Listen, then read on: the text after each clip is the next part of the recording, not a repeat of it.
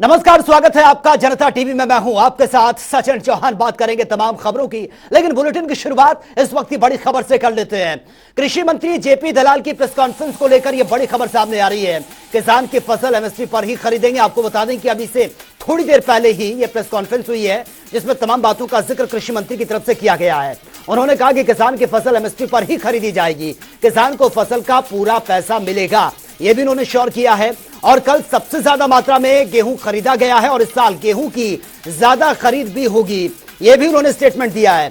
खरीद संबंधी तमाम व्यवस्थाएं ये की गई हैं। फसल खरीद को भ्रांतियों को दूर कर रहे हैं और बारिश से कई जगह पर फसलों पर इसका असर भी पड़ा है। 2/3 गेहूं पैरामीटर पर खरा नहीं उतरता और सीएम की मांग पर केंद्र से मिली है खरीद की छूट। और वैल्यू कट को लेकर भी उन्होंने स्टेटमेंट दिया है। उन्होंने कहा कि वैल्यू कट को लेकर केंद्र से लगातार यह बात चल रही है और किसानों को नुकसान नहीं होने दिया जाएगा, यानी कि जो भी भुगतान होगा वो सरकार करेगी वैल्यू कट का। और लगातार केंद्र से इसको लेकर बातचीत भी चल रही है और इसी महीने गिरदावरी पूरी कर ली जाएगी और महीने के अंत तक किसानों को मुआवजा भी दे दिया जाएगा। हमारी नीतियां किसान हितैषी हैं और साथ ही उन्होंने कहा है कि किसान, हम सबसे ज्यादा मुआवजा किसानों को देते हैं। पिछली सरकार पर भी उन्होंने निशाना साधा है और विपक्ष पर जमकर निशाना उन्होंने साधा। उन्होंने कहा कि विपक्ष आंकड़ों पर बहस करे, मैं पूरी तरीके से तैयार हूं।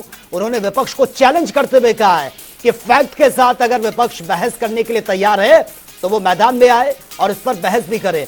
तो राजनीति, विपक्ष जो है सिर्फ किसानों को मुद्दा बनाकर राजनीति करता है, किसान हितैषी होने का ढोंग करता है विपक्ष, ये भी उन्होंने कहा है। हुड्डा ने 10 साल में किसानों के लिए क्या कुछ किया वो पूरा विस्तार से बताए। हुड्डा किसानों से माफी मांगे, ये भी उन्होंने कहा है।